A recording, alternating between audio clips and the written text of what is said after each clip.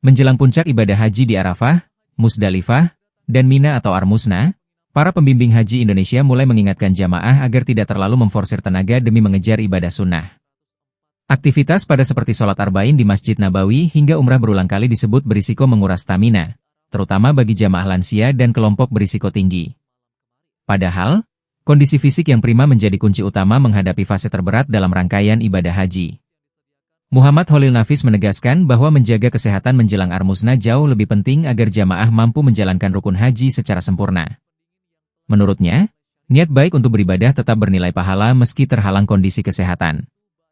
Jamaah pun diminta tidak merasa bersalah jika harus lebih banyak beribadah dari hotel demi menjaga tenaga menghadapi cuaca panas dan mobilitas tinggi di Tanah Suci. Pesan serupa juga disampaikan Asrorun Niaem Soleh dan Abdullah Kafabihi Mahrus yang mengingatkan jamaah agar tidak terjebak semangat aji mumpung.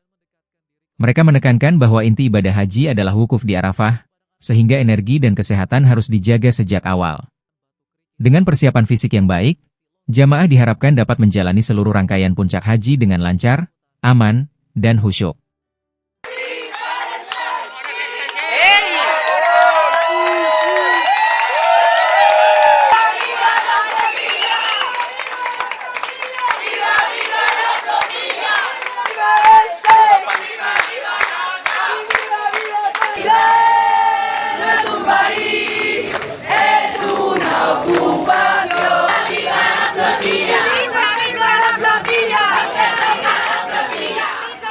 Primero lo que dije al llegar a Atenas, la mayor preocupación que tenemos, los miles y miles de presos palestinos que se quedan atrás, se quedan sin defensa, torturados, violados, de una manera continua. Estando en este centro de investigación podía escuchar diariamente los gritos a base de la tortura que estaba recibiendo por parte de los agentes israelíes. Nuestra prioridad tiene que seguir siendo la humanidad. Nos tenemos que seguir defendiendo a las personas, sean donde sean, porque los derechos son para todo el mundo, no son exclusivos a ningún grupo.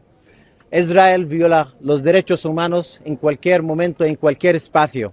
Lo que hemos visto en nuestra intercepción es resultado de la impunidad, resultado de la complicidad que los gobiernos están permitiendo que Israel actúe de la forma que actúa.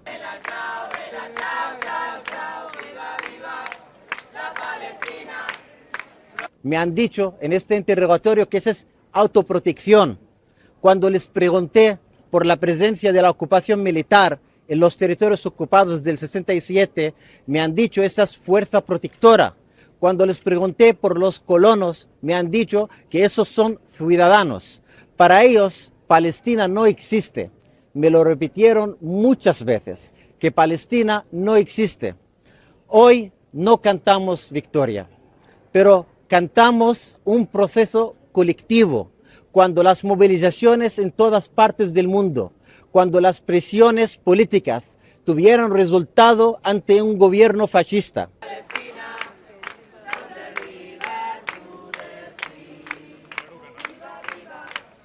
Hoy estoy llegando a Barcelona para preparar mi maleta y en unos días volver a juntarme con mis compañeros en Turquía.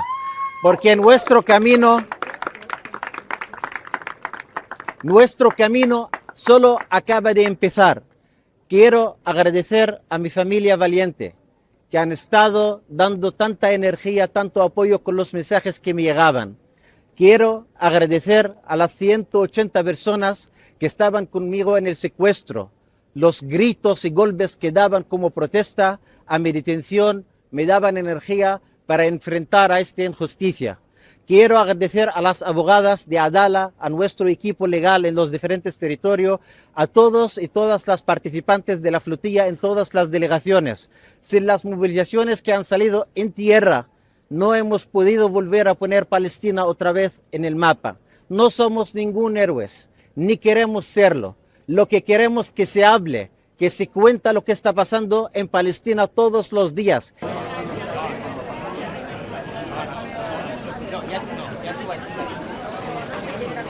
Conseguir romper el bloqueo.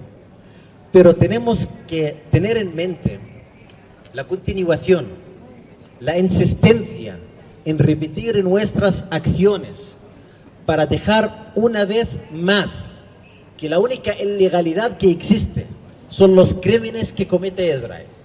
Pero todas las estrategias que utilizamos en todos los espacios... Vamos a Turquía, claro. Que nos sirven los tacos en los bares son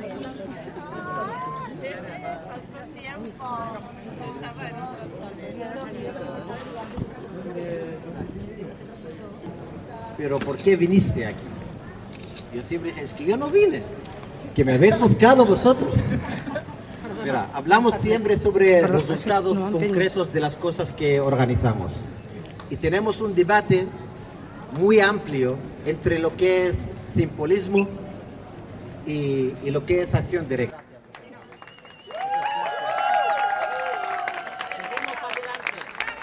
Sedikitnya 16 pangkalan militer milik Amerika Serikat di Timur Tengah dilaporkan hancur akibat serangan Iran selama perang 40 hari sebelum gencatan senjata 7 April lalu. Kerusakan sebagian besar pangkalan militer tersebut termasuk diantaranya adalah aset-aset mahal milik Amerika Serikat.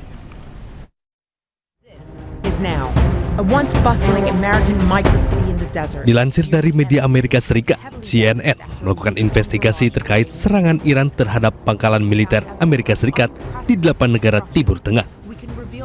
Dampak serangan rudal balistik milik Iran dilaporkan mengalami kerusakan berat hingga tidak lagi berfungsi.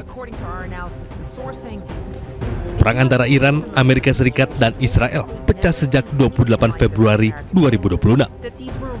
Serangan Iran di 16 pangkalan Amerika Serikat ini menyerang aset bernilai tinggi seperti radar canggih, infrastruktur komunikasi, dan pesawat militer Amerika Serikat. Pada serangan ini juga Amerika Serikat menuding Iran memanfaatkan satelit mata-mata buatan Cina TEE-018 untuk memantau dan mengarahkan serangan presisi drone serta rudal ke pangkalan Amerika Serikat.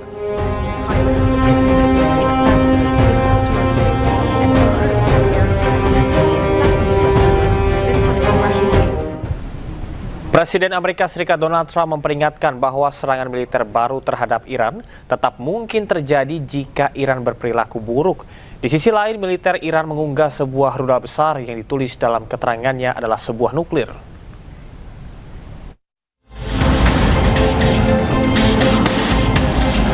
Presiden Amerika Serikat Donald Trump memperingatkan bahwa serangan militer baru terhadap Iran tetap mungkin terjadi jika Iran berperilaku buruk atau melakukan sesuatu yang buruk. Trump juga tidak takut dengan klaim bahwa Iran masih memiliki 15% kemampuan rudal dan mengatakan akan menghancurkannya. Trump bahkan membantah laporan yang menyatakan bahwa Amerika mungkin akan lebih baik tanpa kesepakatan. I'd like to eliminate it, yeah. I'd like to.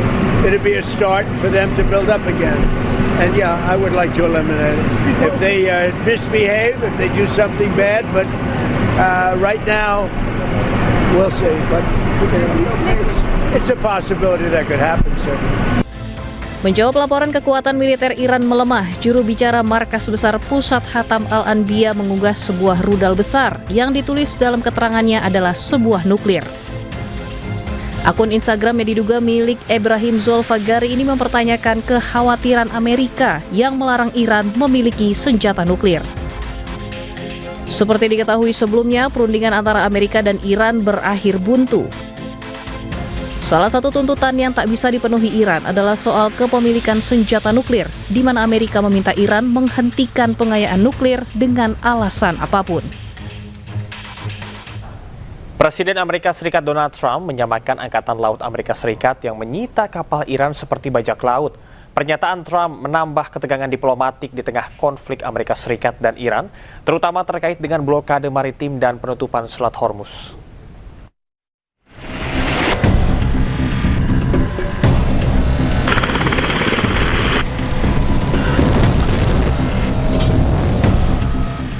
Presiden Amerika Serikat